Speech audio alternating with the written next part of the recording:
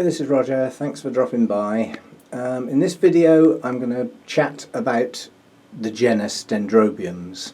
Now obviously I haven't got the whole genus. It's one of the largest genus, second only I believe to bulbophyllums, which I don't particularly like and haven't got any of. There's a story behind that. I stuck my nose in one once and I'm never going to get near any of those plants ever again. The taste in my mouth and nostrils for about a week. Rotten, horrible, bleh, bleh. But the flowers are beautiful. I'm sure some people love them, but not me. Dendrobiums then. Many types come from many places. I'm starting with this one for a very good reason. This is called the type for species. So what moniliform has been declared as a most typical dendrobium. In other words, it has the qualities that most of the other dendrobiums have got, or in part. So this is what somebody has declared what a typical dendrobium looks like. Now, as you can see, they've got nice delicate flowers. This is a variegated form. I wouldn't call that typical in any shape or form, but anyway, it's a cane dendrobium. It's what I call semi-deciduous. Deciduous in my book means you grow leaves in the spring, you keep them through the summer, and in the autumn you dump them. Well, there are some orchids like that really their leaves are short-lived, one season only. However, most cane dendrobiums hold their leaves for several seasons, up to 3, sometimes even 4. But eventually the leaves do yellow and fall off. I mean, there's one up there, just to prove me right. I think that's just a leaf that's just going to go anyway. The cane isn't. So you get older canes, in this case older tiny canes, that are leafless. And then you get some of the canes that are a bit bigger, which are last year's growth. And then you get this year's growth, which are the big canes. Well, that's down to my growing more than the actual species type. This one gets watered and fed quite heavily at the moment. It's in its growing season. That's what you have to do with dendrobiums. Give them a good push. So anyway, I've started with that one. Now, moniliform isn't really a typical dendrobium, even though it's supposed to be the type, the dendrobium type of the genus. And the reason it's not a typical dendrobium is it comes into a continuous growing category, a bit like the phalaenopsis type dendrobiums. So yes, it's going to slow down in the winter, and in the winter in the UK it's probably going to stop growing, but that's because it's in the UK. The UK is not where this plant should be. It should be somewhere else where that doesn't happen. But while we're on that subject, let's go to where does your dendrobium come from. Now, millions of years ago, even before my time, literally a long time ago, when the continents and stuff was shifting about, I don't think it was actually moving along like a speedboat, but you know, in sort of geological terminology, when things were moving around, it seems that if you went up through the middle somewhere to the sort of left-hand side of India, the cattleyas went west and the dendrobiums went east. Now that might seem strange to you, but if you look at where dendrobiums come from, they start around India and then they head eastwards. So through the likes of Burma, Thailand, Taiwan, Vietnam, a lot of China, right up into the Himalayas, and then you start heading across to Japan, and then you run out of land and there's an awful lot of ocean.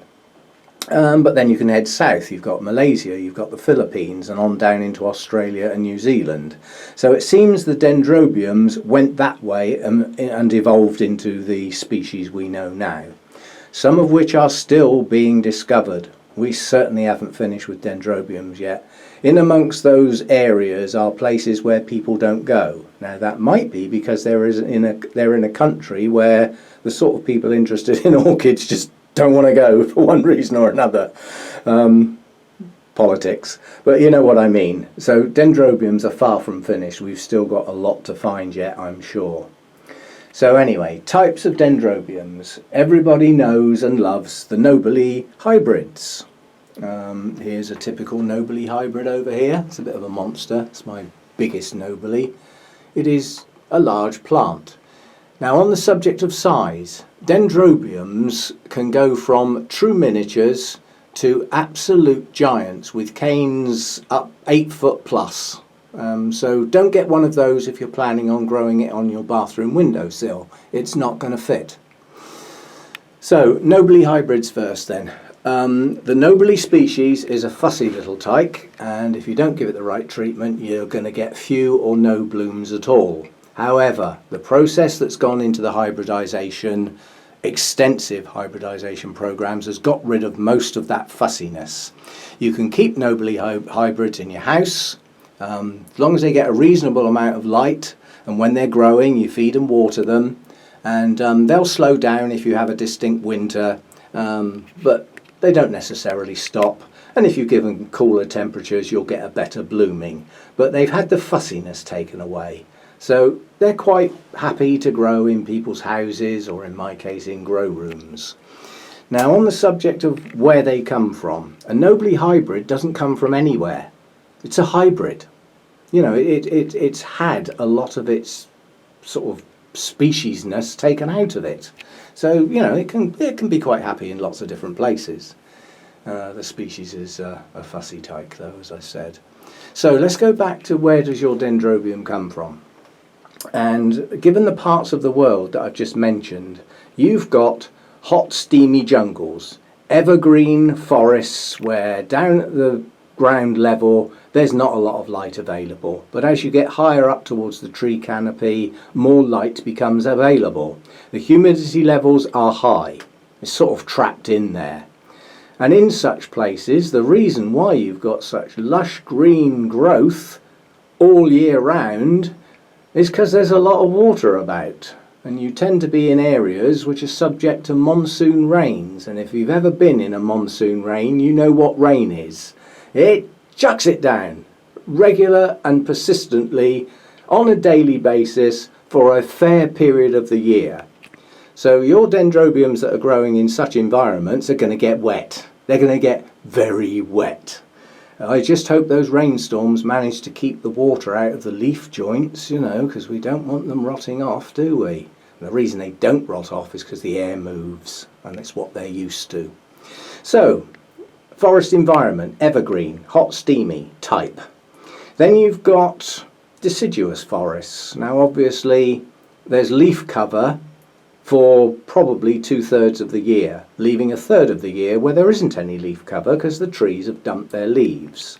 Now any dendrobiums growing on branches or trunks in such a forest would be subject to good shade, followed by some pretty bright light. Maybe. Why do I say maybe? A lot of the areas that are deciduous forests where dendrobiums come from, when the leaves fall, the temperatures drop, but the humidity level doesn't go down a huge amount. And as we all know, relative humidity has a dew point. And if you drop the temperature a certain amount, the relative humidity gets up near 100% and forms fog and mist. Now, if anyone's been out in the fog and the mist, there ain't a lot of sunshine and there's not a lot of bright light.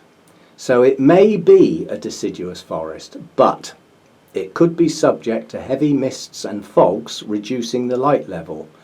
What else does mist and fog do? It provides moisture. Now if you look in the older books, okay, they were right to a degree at the time. Certain dendrobiums will be classed as needing a cool, bright winter rest where you stop watering them. Now go back to my theory that I've just said. Is that a true environment that has really bright light? It probably has on some days when the fog lifts, but other days it hasn't. Okay, it hasn't rained for weeks and weeks, maybe just a drizzle now and again. But if you've ever seen, well, put your washing out in the fog and see if it dries. There's moisture more than enough to hydrate those plants. So take it with a pinch of salt. Dry, bright winter rest. It depends on your environment, your own personal environment, as well as where those plants come from. Then, in addition to all that, let's put height into it. Elevation, proper word. The higher up you go, the cooler it gets. And sometimes the brighter it gets, and the thinner the air gets. On the equator, it's pretty hot. Unless there's a mountain sticking up and there could be snow on the top of it. Yeah? So you see what I mean? The higher you climb, the cooler it gets. So one important piece of information about where your dendrobium comes from is how high up it grows.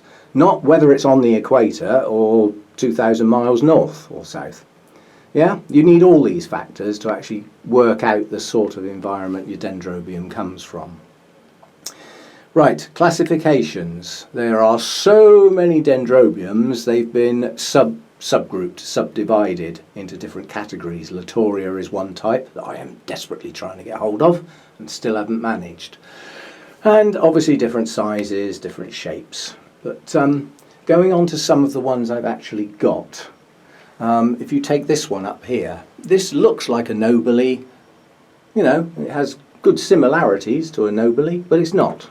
It's actually a primary hybrid of those two species. And if you look up the classification that those two species are in, they're a bit of a distance away from Nobiles. So this one doesn't really get any special treatment because I'm not quite sure what the hell to do with it. However, I do get it to bloom regularly with the treatment it gets. The treatment it gets is dictated by the plant. If the plant is pushing up new growths, it will be watered and fed. That's it. That's the end of my story for that plant, and it seems to work. Very unusual flowering habit, this one. It grows lovely big fat new canes like this one. Yay! And then out of the top of that cane it pushes out a couple of blooms. That's all. There's no real spike as such, so it's not like a Phalaenopsis type that pushes out a spike with many blooms. To all intents and purposes, the closest approximation I can give is a Cattleya. Because basically the flowers come out, normally two, they're huge, they are Cattleya-like in appearance, nonetheless it's a dendrobium. So this particular one, Harveyanum, that's been in bloom since January.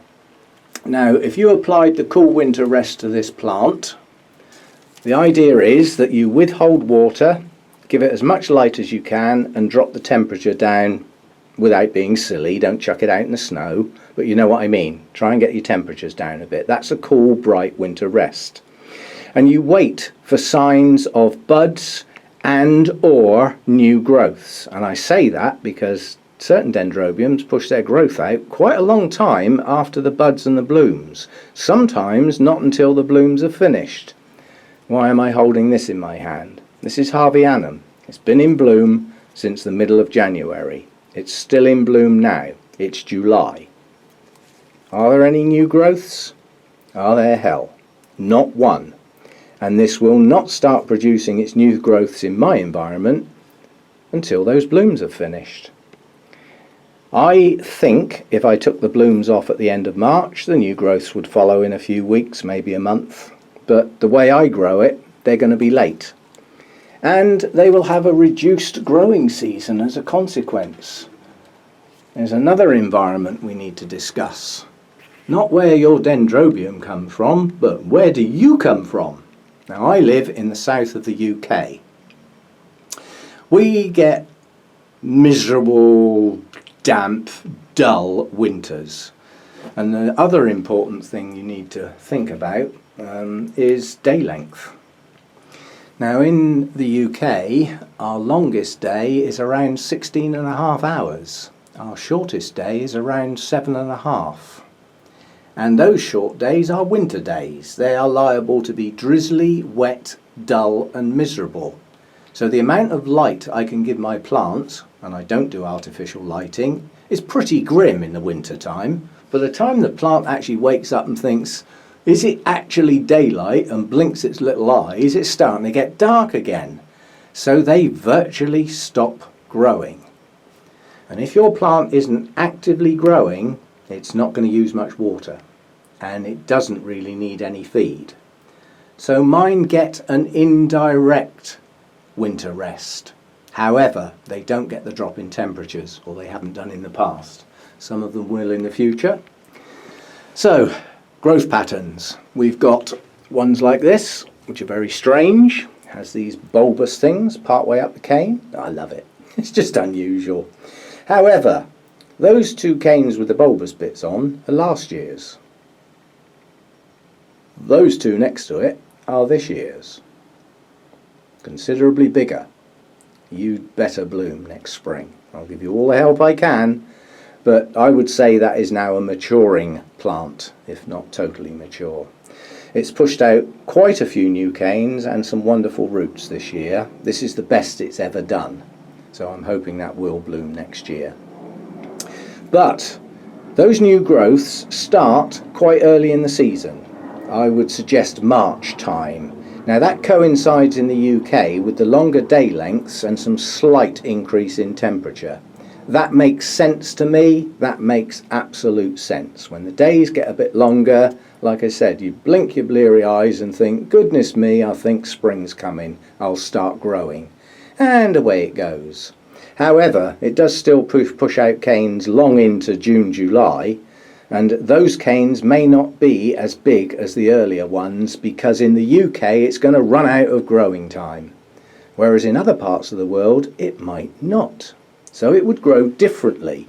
If you're from Florida or somewhere like that, you don't get those horrible, miserable, short length days. You get better days and probably better light as well. Anyway, so that's one type. Then there's another type. It just happens to be right next to it. Now, this comes from a totally different part of the world, but that's irrelevant. This does not put out new growth in the spring. It seems to have a delay built into it, and these two growths here are last year's, and they started around the end of May. Now let's consider this. If you class that as needing a dry winter rest and you stop watering that in November, do you think it would still be alive in May? Because I don't. Okay, so this one's just starting its new growth. Started it a few weeks ago in June, and it's going to push some new roots out as well. So a late starter, and I've got quite a few in that category. Here's another one, Hairy Monster. Everybody loves this one. This one's a late starter. Those two nice new growths at the back didn't start that long ago. They didn't start in March. I think they started in May, at the beginning of May, maybe the very end of April. It's not an early starter, it's a late starter. It does, however, push on the growths quite quickly. Now, that one has bloomed for me.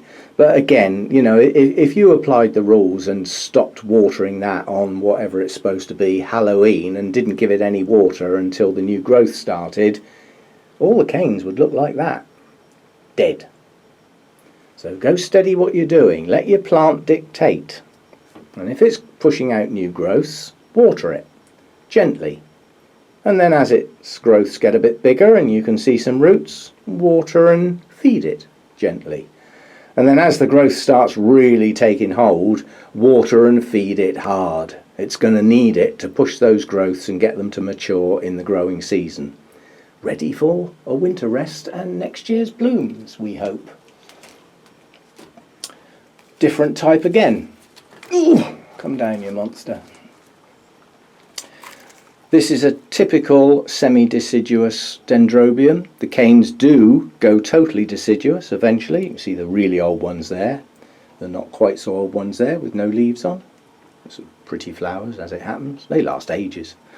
And loads of new canes. Last year's new canes are the slightly shorter ones. This year's new canes are the bigger ones. Yeah, and it's still pushing them out. Now these new canes started halfway between the two. They didn't start in March, they started later than that, but they didn't wait until May, June time to get going. So they get, in my environment, a really good growing season, and they push on nicely.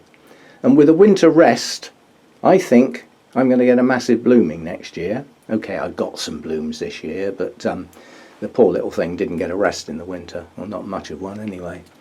So other types, another one here, another typical semi-deciduous dendrobium. New canes pushing on nicely. They only started about 6 weeks ago. It's a late starter, and given that it's mounted, and often on these types of dendrobiums, another point, roots. Not in totality, But generally speaking, new canes equals new root system. And in a lot of cases, the old root system is dumped. They just shrivel and die. So it almost replaces its canes and its root system each year. Now again, you've got to get that right. When that type of dendrobium is pushing out its new growths, it's going to need some water to help and a little bit of feed. And then it's going to start pushing out its new root system. If you want to be able to support those canes through to blooming, it needs a good root system. So you've got to push the roots and the canes, plenty of water and plenty of feed in its active growing season. There's another one. Whoops, back to front. So I put it that way around so that I can see the bloom because it's pretty.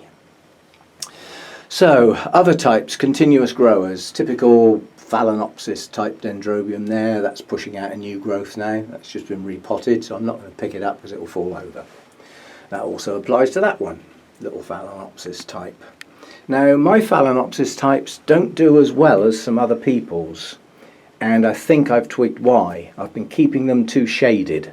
They need more light than I thought. My mistake, it's not the plant's fault. Okay. Another type of dendrobium that I haven't mentioned, it means bending down. I'm getting too old for that. Now, hopefully there's enough light there because that is in a dark corner at the moment. It shouldn't be really, but it's because I'm not too keen on the look of the plant and it desperately needs repotting, so it's been thrown on the floor so that I don't have to look at it every day. But when it gets repotted, it will probably be split. Now that's Berioda, which is a hybrid of Kingianum and I think Bigibum, a really appropriately named plant. Who the hell thought of that? Still, it's good for schoolboy jokes. I won't do any. So there's that type of dendrobium. These are the Aussie dendrobiums. There's one here. This is a Kingianum type hybrid, no ID, mounted. A stock of canes as a base, and all the canes come out from that base. When I got it, it was in a sorry state, and I grew some nice canes last year. There they are, these ones here. And then if I back up, you can just about get in shot this year's canes. These canes are now possibly 6 to 8 weeks old. That's from there, that big, right out here to there, in that short space of time. That is now a substantial plant. I never, for the life of me, dreamt it was going to get that big. So again, do a bit of research. I've seen Kingianums growing in half dustbins that are 3 foot across at the base and 4 foot tall. They are huge plants potentially. So again, do a bit of homework. Find out how big your plant might get at first. Okay, and Kingianum types. My Berioda flowered quite well in the spring. It could have flowered a lot better, but it didn't get rested. This one flowered quite well in the spring. It is a hybrid. It's not pure Kingianum. And it produced some reasonable flower spikes, several on several of the canes, but it wasn't a mass blooming. Now with a winter rest that will bloom better. Okay, so to sum up then, dendrobiums, back to the species type. Find out where your dendrobium species comes from, what part of the world, whether it comes from an evergreen forest area, whether it comes from deciduous forest areas. Find out how high up it grows. Try and find some ambient temperature ranges. There are plenty of websites where you can look up weather, which will give you minimum, maximum and average temperatures for a given location. They're all out there. They're not difficult to find. And then sort of think, well, hang on, that plant comes from a place that never drops below 21, 22 degrees, and it's got an average of 85 to 90% humidity. It's not going to grow on your kitchen windowsill, trust me. Okay, so have a think before you go delving into the species world of dendrobiums. They're a magnificent genus, infinitely variable. Okay, and just to finish off, the subject of kikis. Dendrobiums have a habit of doing these, some more than others. Some produce more kikis than they ever produce new growths from the base. It's not a big deal. I look at them as free plants. Now, as you can see with it, this is a Phalaenopsis type, by the way. It's pushing out some new growths and some new roots down in the pot. That's what you're supposed to do. Listen to me. As opposed to this. Now, I don't mind when certain Dendrobium types produce kikis. As I said, I see them as free plants. But what do I do with them? I'm not saying this is what everybody should do with them. Some people leave them on the plant. They think they're attractive. The roots grow right down the stems and attach and can even get down into the pot eventually. But sometimes they can shrivel up and make the plant look a bit untidy. I don't believe the kiki takes any huge amounts of strength away from the cane it's actually sitting on, because it does develop its own roots eventually. So what do? If I want that kiki to be a new plant, then what I do is acclimatise those aerial roots. Note the expression, aerial roots. Aerial roots do not like being suddenly buried in media. They will often object strongly and promptly keel over. However, they don't mind being acclimatised. So that's the foggers kicking in. Beep away merrily. So what I do is, a few weeks before I'm due to take this kiki off, which isn't ready yet, I'd like it to get some wide open leaves before I attempt to do it. But what I would do is, as the weeks approach to the cut-off point, I get the roots wet. Several times a day I actually spray the kiki roots, and it acclimatises them to be more accustomed to being wet, so that when I take that off and actually put it in some media, the roots won't object. It's not such a dramatic change to their environment that they've got used to over a few weeks. So if you like new plants, acclimatise your kikis. I mean, quite honestly, that kiki, if I took it off now and stuck it in a pot, it would probably grow. But it will be set back and it will probably slow right down for quite a while before it kicks off again. But if I acclimatise those roots to become accustomed to more water available to them and actually get them wet several times a day, then when I do take it off the plant, it will settle down in the media much faster and kick off a lot quicker. I've got another one down here that's, I thought that was going to flower. It had these three nice growths coming out of the cane, 1, 2, 3, and I thought they were flower buds, but yeah, they like playing tricks, don't they? So they turned into kikis. They're good size kikis, but so far, no roots. So they must stay on the plant. There's no point in taking them off yet. They're going to die. So eventually, they will push out roots, and by the time they do, the kikis will be quite good size. So again, 3 new plants coming on that cane. So there we go, Dendrobiums. There's a few more Nobile types at the back there. That's a scraggy looking one. I think there's one that's still got 1 flower on over there, which I haven't shown you. Oh, it's just going over. So many different types. And like I've said, I enjoy my Dendrobiums a lot. This one I would really enjoy if it flowered. This is Victoria Reginae. And these were a few kikis that I got. They've pushed on. It's starting a couple of new growths. But I do believe that cane there has got some swellings. It might be going to flower, and that I would really enjoy a lot. That is one of my favourite Dendrobium blooms. Colour is stunning. So that's also a continuous grower, by the way.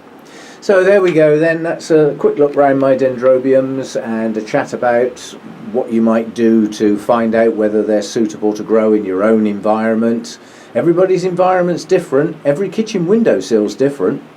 Every grow room's different. Every greenhouse is different. And there is a Dendrobium somewhere for your environment. Guaranteed. Absolutely guaranteed. If you've got somewhere that you grow orchids, then you can grow some Dendrobiums. So have a look round, see what you fancy. I hope you come up with some good ones, and thanks for watching, and as always, see you next time. Bye for now.